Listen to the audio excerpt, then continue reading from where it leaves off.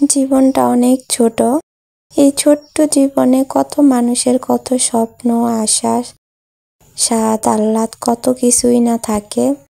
অনেকের হয়তোবা পূরণ হয়ে যায়, অনেকে হয়তোবা সবকিছু বুকের মধ্যে কবর দিয়েই মৃত্যুর শয্যায় ঢলে পড়ে। তো এভাবেই আসলে প্রতিটা মানুষের জীবনটা কাটে।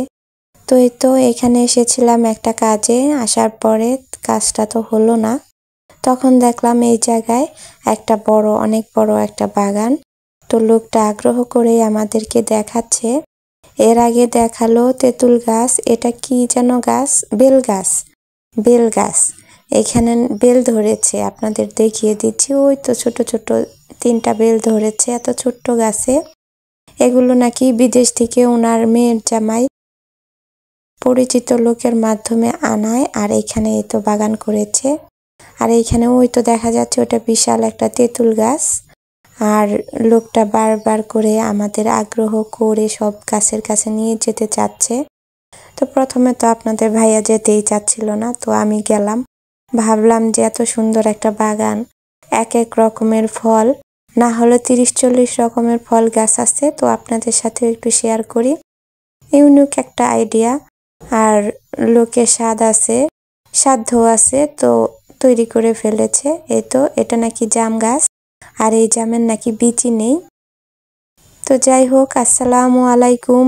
দেশ ও দেশের বাইরে যে যেখান থেকে ভিডিওটা দেখছেন, আশা করি সকলেই সুস্থ আছেন, ভালো আছেন। আলহামদুলিল্লাহ, আপনাদের দোয়ায়, আল্লাহর রহমতে আমিও সুস্থ আছি, ভালো আছি।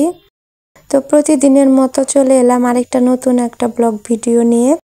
তো আশা করি এই ভিডিওটাও আপনাদের ভালো লাগবে। যদি ভালো লেগে যায় তাহলে প্লিজ আমার চ্যানেলটাকে সাবস্ক্রাইব করে দিতে পারেন।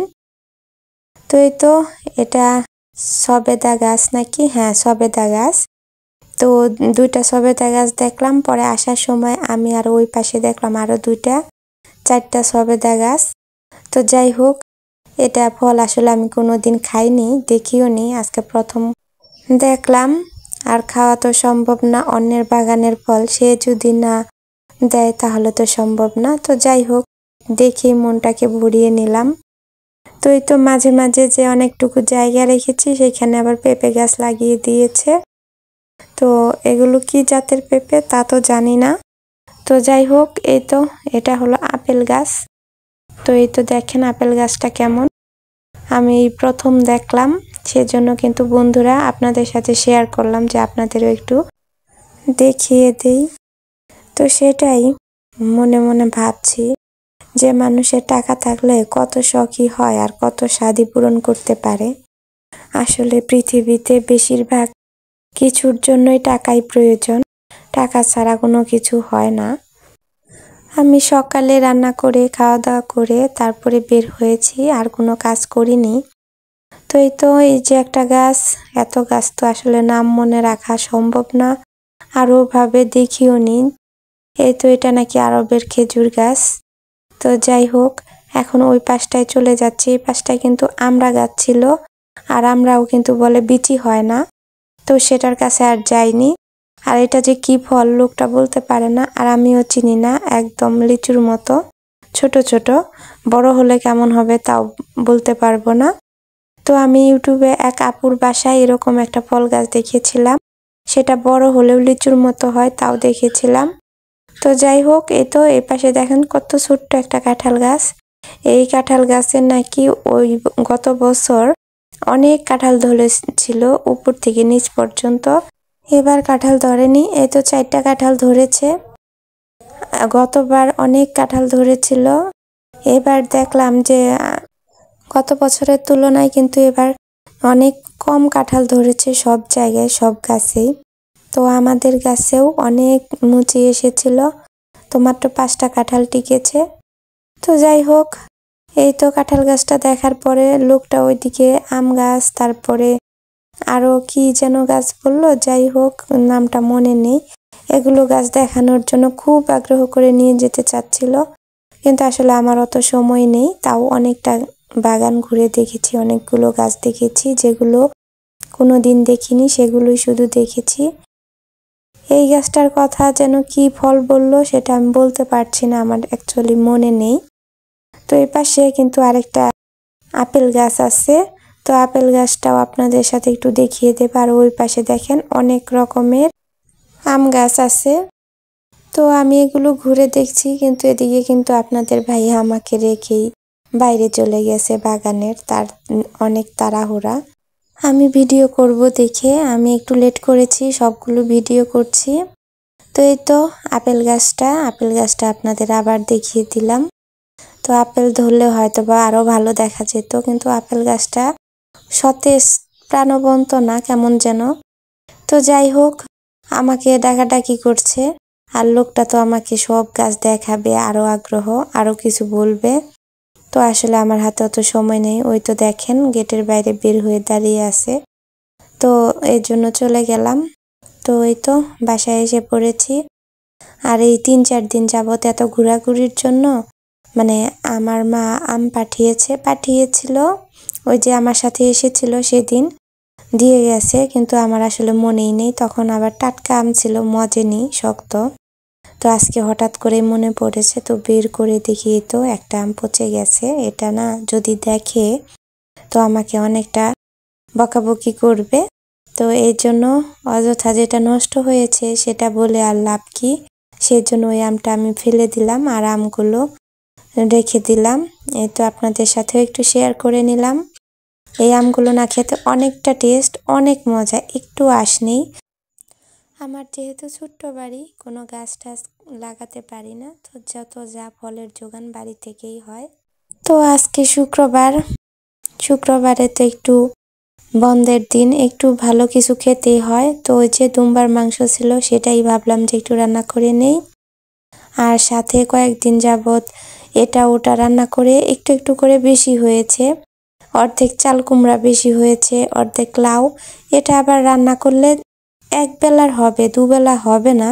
সেজন্য মানে ওইটা আমার একটু আলসামি, দুবেলার জন্য রান্না না করলে বারবার রান্না করতে হয়, যেহেতু আমি লাকড়িতে রান্না করি। তো সেজন্য ওইগুলো আর রান্না করিনি। তো লাউ অর্ধেকটা একটু নিরামিষ রান্না করে নিয়েছি, মুসুরের ডাউল আর কালো জিরা দিয়ে। আর চাল কুমড়ো অর্ধেকটা ভাজি করে নিয়েছি। আবার পাট শাক যে এনেছিল এর আগের ভিডিওতে আপনাদের দেখিয়েছি, তো পাট শাক পুরোটাই, অনেক পাট শাক হয়ে যায়। তো অর্ধেকটা ভাজি করেছিলাম আর অর্ধেকটা রেখে দিয়েছিলাম, ভাবছি যে নষ্ট হয়ে যাবে, পাট শাকটা আসলে রাখলে থাকে না।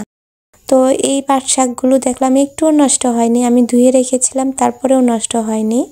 আসলে হাতের জিনিস, সেই জন্য মনে হয়। তো সেই পাট শাকগুলো ভাজি করে নিয়েছি, অত কিছু আর আপনাদের দেখালাম না। আর কেন জানি না, বাস্তবে না এই তরকারি কালারটা অনেকটা সুন্দর, কিন্তু ক্যামেরাতে হলুদের কালার, মরিচের কালার আসেই না। আর আজকের রান্নাগুলো করতেও কিন্তু আপনাদের ভাইয়াকে বসিয়ে দিয়েছিলাম, কারণ এত রান্না করতে আবার গুছাতে সময় লাগে। তো এই তো দুম্বার মাংস উঠিয়ে এই তো আমি ফুল গাছ এনেছিলাম, সেটা লাগানো হয়েছিল না। এই ড্রামের মধ্যে করে লাগিয়ে দিচ্ছি, মাটিতে লাগাবো না। তো এই জন্য ড্রামটা ভর্তি করাও হচ্ছিল না, লাগানোও হচ্ছিল না। তো আজকে বললাম অনেকগুলো ফুল ফুটে গেছে, পর্যাপ্ত পরিমাণে মাটি পানি না পেলে ফুলগুলো ভালো হবে না। তো সেজন্যই তো বলে আজকে লাগিয়ে নিলাম। তো অনেকটা মাটি কিন্তু লাগে। তো পরে বললাম যে এত মাটি দিতে হবে না, নিচে অনেক পাতা, এগুলো দিয়ে তারপরে মাটি দেওয়ার জন্য।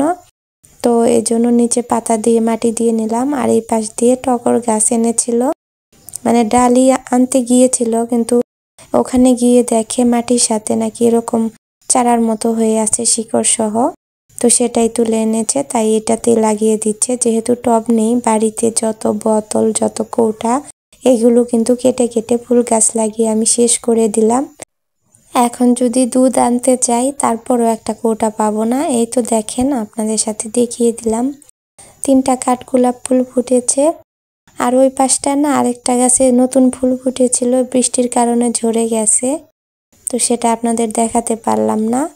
তো এই তো রান্না করে এসে খাওয়া দাওয়া করার পরে ঝুম বৃষ্টি নেমেছে। আসলে রান্না করে এসেছি আর রান্নাঘরের জিনিস, ট্যাপের পাড়ের জিনিস এগুলো পরিষ্কার করা হয়নি। তো বৃষ্টি নেমে গেছে, তো আমি যেহেতু গোসলও করিনি, এত ঝামেলার মধ্যে। তো সেজন্য ভাবলাম যে এই বৃষ্টির পানিতেই গোসল করে নেই, আর আমার কাজগুলো হয়ে যাবে। কারণ বৃষ্টি কখন থামবে তার ঠিক নেই, আর বৃষ্টিতে ভিজে তো কাজ করতে পারবো না, তো দুটো একসাথে সেরে নিই। এই জন্যই তো নেমে পড়লাম, রান্নাঘর সব ক্লিয়ার করে নিচ্ছি। তো আপুরা ভাইয়ারা, তোমরা যারা আমার ভিডিও অলরেডি দেখতেছো, এই পর্যায়ে এসে গেছো, প্লিজ একটা লাইক করে দিও। আর আপনারা যারা আজকে প্রথম আমার ভিডিও চ্যানেলটি ভিজিট করছেন, তো প্লিজ দেখে যদি ভালো লেগে যায়, ভালো লাগে তো একটা সাবস্ক্রাইব, ছোট্ট করে একটা সাবস্ক্রাইব করে দিয়েন। তো এই তো দেখেন বৃষ্টির মধ্যে ভিজে ভিজে আমি কাজগুলো করছি। আর এই দেখেন আপনাদের ভাইয়া ক্যামেরা নিয়ে মানে বাড়াবাড়ি করছে, এদিক ওদিক শুধু ঘোরাচ্ছে। তো আমি বলছি এরকম করলে তো ভালো দেখা যাবে না। তো বলতেছে কে বলেছে, মানে আমার সাথে জোরাজুরি করেই এরকম করছে, তো আপনারা কিছু মনে করেন না। তো এই তো থালবাটিগুলো ধুয়ে তারপরে আমি গোসল সেরে নেব। আর এই বৃষ্টির পানিটা না অনেক ঠান্ডা, প্রচুর ঠান্ডা, কেমন যেন মাথা সহ ঠান্ডা হয়ে গেছে। তো একদিকে কিন্তু ভালোই লাগছে, খারাপ লাগছে না। তো আসলে বৃষ্টি আসলে না মানুষ তাও ঘরে ঢুকতে পারে, কিন্তু মুরগি পশু পাখিগুলোর জন্য আমার খুব খারাপ লাগে।